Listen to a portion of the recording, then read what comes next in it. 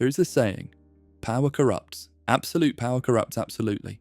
And no character epitomizes absolute power, not just in Jujutsu Kaisen, but arguably in the entire battle shonen genre, quite like the Honored One. So in this video, I want to go over the philosophical and psychological concepts behind Satoru Gojo. I'll be focusing on his thematic role, his relationships, and how he became both a blessing and a curse for everyone around him. With all that said, are you ready? Let's begin. I once knew a real-life Gojo, a sophomore on my high school track team who demolished nearly every long-distance record. Her winning was almost expected at every meet. She was just that good. As a discus thrower, I benefited from her dominance without facing its pressure, so I was more of a spectator, but I couldn't imagine competing directly against her. She ran the 400 and dominated the 800 and the 1600 meters like it was nothing. Not even the boys could match her. Her talent wasn't just absolute in the field, she was just as outstanding out of it too. Pretty friendly, good grades, she was simply the type of person who, if you had any negative feelings towards her, it was saying more about you than her. To me, watching her was like witnessing a shooting star across the sky. At the time, she was our school's living embodiment of a collective ideal.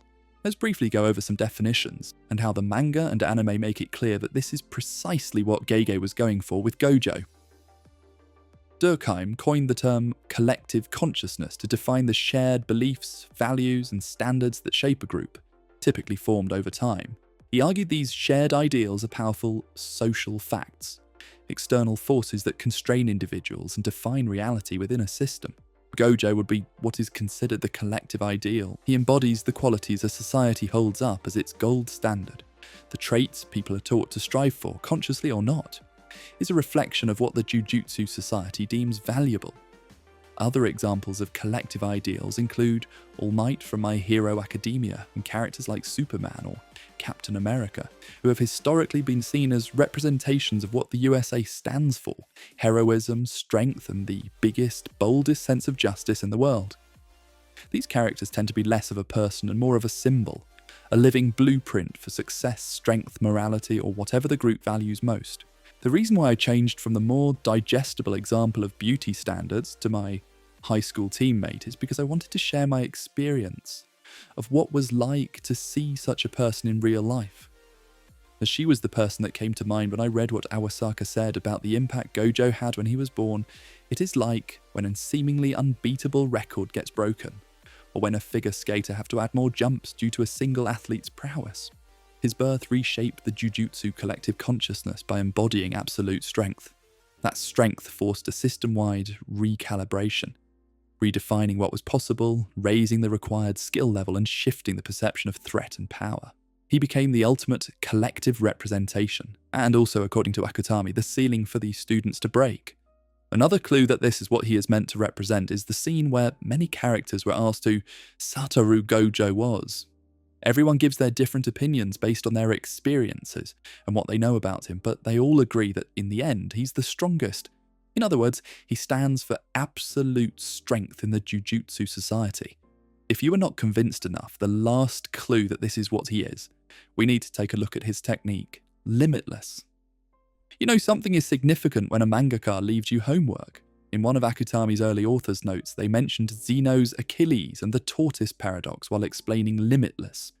The paradox says that Achilles, a fast runner, can never overtake a slower tortoise with a head start because by the time Achilles reaches where the tortoise was, the tortoise has moved forward, infinitely dividing the distance. This creates a fictitious zero. This paradox isn't just helpful to understanding Gojo's technique, but to understanding him, to help you visualize it. If we create a spectrum, the edge would be the ideal, which in this case would be Gojo. And on the other edge, there would be the real, that would be anyone but Gojo. The gap over here is the fictitious zero, the perception that there is something to catch up to. Like going on missions to get stronger and rank up the grade system made by society. And maybe one day become a special grade like him. But what happens when every mission is torture, where you have to taste the curses humanity leaves behind? When each mission is showing you that you will never be strong enough? What if every race is a reminder that you will never be as fast as her?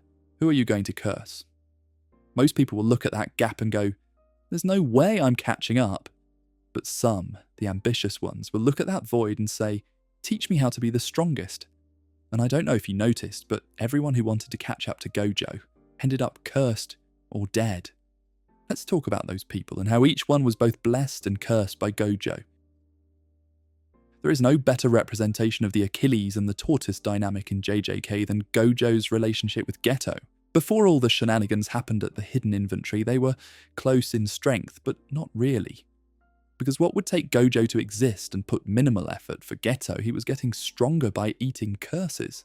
And that fictitious zero, the gap between the two, became apparent after that mission, where, after being defeated by someone with no curse energy, logically putting him as weak if not weaker than a non-sorcerer. Combined with going to more missions alone, the loss of Hybera, the last lifeline of his humanity, and seeing how other curse users were treated, his moral compass deteriorated. But what a lot of people don't realise is that Gojo was the beginning of the erosion, right in chapter 65 with his words, "Applying reasoning and responsibility is what weak people do," and "Don't get proud of yourself for spouting bullshit." After hearing those words, one of Geto's eyes is shut and a cursed one opens in the background to symbolise that what was said hurt him internally, even if he didn't realise it at the time, because asking for help would have been admitting that he was weak and a bother. And the second part of that was, "Hear you lonely, go by yourself," which means that he was genuinely lonely when he left Jujutsu High and Gojo's side because he felt abandoned and stuck in a cycle of suffering. I also loved how they represented this in the anime, that instead of the classroom, they showed Gojo effortlessly making the shot Geto missed, which symbolises him swallowing the curse. That was what originally gave me the clue that this were the words that cursed him. But Gojo also blessed him.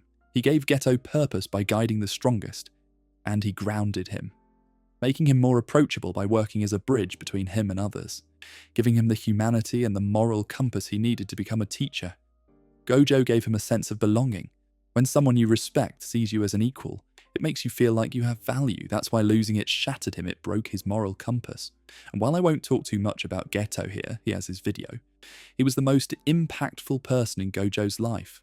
Eventually he decides to break away from the system entirely, which, ironically, was the right idea, just the wrong execution. While it's easy to condemn Toji for Riko's death, the tragic symbol of lost innocence for Gojo and Geto, the deeper thematic significance of his character lies in his complex relationship with the Jujutsu world. Toji's core motivation was a desire for self-affirmation through destruction. As he admits, "I wanted to deny it, to go against it, against the Zenin clan that denied me, against the apex of the Jujutsu world. In order to reaffirm my identity, I warped my usual self." Toji, an outcast with no cursed energy in a world obsessed with it, sought to prove that the conventional definition of strength was a lie, and that he possessed the power to stand against it, to reject that idea. However, Toji's rebellion was ultimately self-defeating when he says, "At that point I had already lost. I thought I discarded that pride not to respect myself or others." He realises that his entire life was a paradox. He tried to cast off the pride and the need for validation of the Jujutsu world, yet his actions as the sorcerer killer were completely defined by it. His rage and resentment were the chain of 1,000 miles that bound him to the very system he hated. He had become a reflection of his own rebellion, because true liberation comes from finding a sense of self independent of the world around you. In my opinion, the fact that Gojo acknowledged him and saw him even though no one else did should have been a blessing enough for Toji, but it surely wasn't validating enough for him. Gojo cursed Yuji as well. He humbled Yuji as a newfound curse in chapter 2, showing that even with his new strength, he wasn't even close to being the strongest. But in chapter 15, Gojo shows him just how wide the gap between them is. I am going to bring two pieces of information from my previous videos. One, do you guys remember how I previously mentioned that each of the main characters had a cursed spirit that represented their unconscious? And one of those was Jogo with Yuji Kuna. And the second thing was in my tri-cornered window comparative analysis video, where I said that they used a type of barrier that Hayakawa used to assert dominance over Mikado's soul and bind him. Well, suppose you use those two pieces of information as clues. In that case, this scene becomes really cool because the unlimited void is Gojo, quite literally dragging his opponent inside the limitless, grabbing their faces and making them look at the void, that gap, that fictitious zero that is between them and him. As a living being, he is in a different league. He thrust before me the difference between us.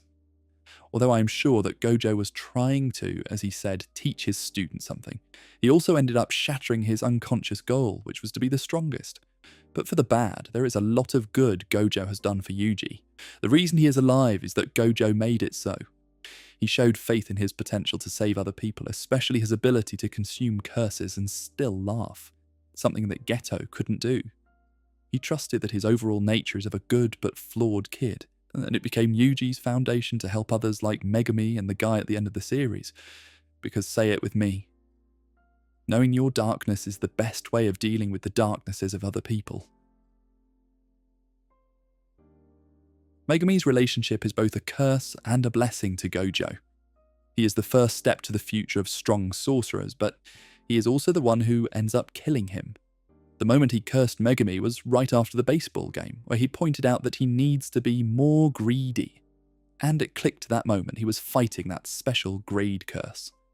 This allowed Yuji's ambition to resonate with him, and to point out that Sukuna embodies Gojo's ideals of strength as the form of value, without the moral compass that Geto was for him.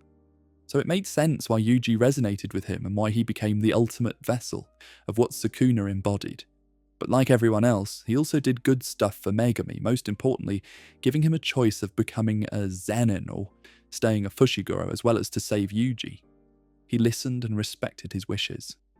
One moment between the two I want to talk about is the prologue panel, which showcases the dynamic between Gojo and his students. As I mentioned, it has been clear from the very beginning of the series that Gojo is a hands-off, trial-by-fire type of guy.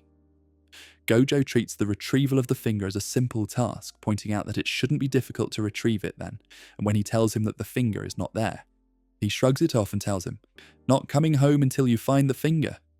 This pattern continues throughout the series. Every mission seems to escalate beyond what was initially anticipated, and even school events like the Kyoto Goodwill event spiral into genuine danger.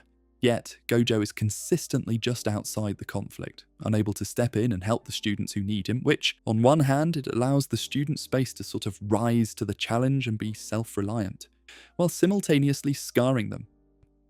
This philosophy stands in direct opposition to mentors like Nanami. He believed that adults should be responsible for protecting children and even tried to shield Yuji from the brutal reality of becoming a true sorcerer for as long as possible, seeing it as the adult's role to take the burden. That's why I think that Nanami never necessarily condemns Gojo's way of doing things, but he also didn't agree with it. Let's address the big elephant in the room. To say that people reacted poorly to Gojo's death would be an understatement, from complete disbelief that the mangaka would kill their most popular character, to the fact that it was killed so unceremoniously. Which one to believe a mangaka would change something they have been building for 235 chapters? For the sake of not upsetting part of your fanbase is crazy expectations that no respectable creator would ever do. The entire point of setting it up like this was to prioritize the message over the event. And the message can be divided into two parts, Gojo's and Megakuna. The only thing I want to highlight in the first half of the chapter is that Gojo acknowledges that he wasn't capable of reaching Megumi. On a foundational level, he's not capable of understanding what it is like to experience the struggles the others experienced, or that desire to become the strongest because he has always been it. You can admire a blooming flower, but you can't ask it to understand you. And this doesn't just apply to Megumi alone. This also applies to Yuji, Geto, and Toji as well, but luckily he has Yuji, Nobara, Maki, and Yuta who can understand him. This is what happens for the remainder of the chapters, where it becomes a rescue mission to reach Megumi and get him to care about someone else once again.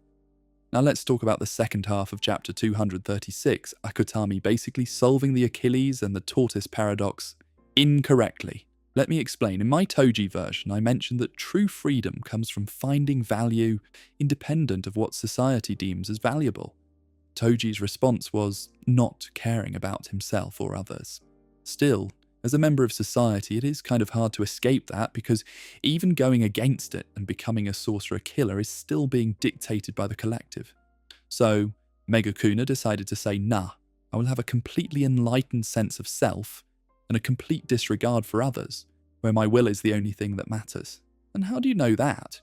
Megumi calls it a model, a blueprint for dissolving infinity by attacking its container, space, not its contents, Gojo. This mirrors how some theories resolve Zeno's paradox. Its intended target wasn't just you, Gojo Satoru, it was space, the entire world, existence itself. Your infinity meant nothing. As long as it existed within that space, that world, it would all be torn apart. That would be like doing something to ban track and field altogether. If there is no track and field, then her accomplishments, her talents, even her medals don't hold any value. There are no more races. Again, that is what is symbolically happening when Megumi killed Gojo, since, once again, Gojo is quite literally the representation of the Jujutsu society as a collective. And that's the thing, if you don't care about anyone or anything but yourself, it becomes very easy to be free from society and treat it as your playground. That's the entire point of characters like Rick and why they work so well. Because all that power that comes from not caring returns absolute loneliness and emptiness. And that is a kind of an answer. Just not the one this or any good story will settle for. And this is shonen.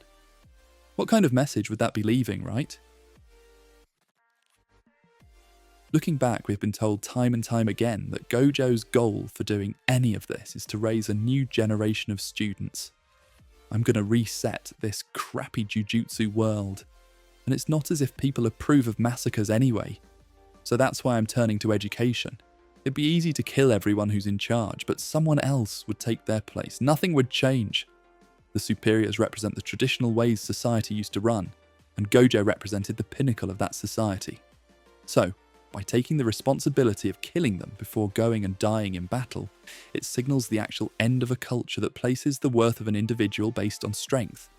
If Gojo didn't have his safety net, which would be the other kids, then individualism would have won the day, but Gojo trusted that today's sorcerer had each other's backs and were strong enough to not just give up on their classmate, which is precisely what he wanted all along. And this is expressed by what he told Yuji on that final talk he had with him.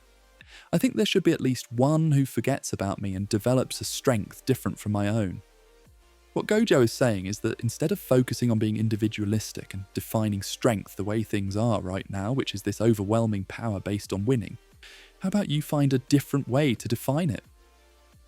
Individual worth, often referred to as self-worth, is the inherent value and sense of belonging an individual possesses simply by being alive.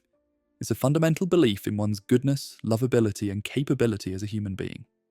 This intrinsic worth is not dependent on external factors like achievements, possessions, or the opinions of others. Sticking with the track and field analogy, instead of focusing on getting that gold medal, how about you find happiness in beating your records? To me, while winning second place in the state championship did great things for my self-worth at the time, my favourite part was skipping class to hang out with my friends for an entire day. All the photos I have of us being silly make me smile to this day, and it helps me feel just a little grateful that I got to experience high school like this. And while I'm sure it was not easy to run alongside or against someone so overpowering, I think that it also forced every other runner to find another why for running that didn't depend on wanting to win first place. I hope all of that makes sense. Gojo is one of my favourite characters in Jujutsu Kaisen, and I hope this essay shows why. There is also quite a bit of Buddhism in Gojo's writing, but I feel like that would have made this essay a lot more, well, dense. Anyways, please like and subscribe if you enjoyed this video. Thank you for your time. Have a great day.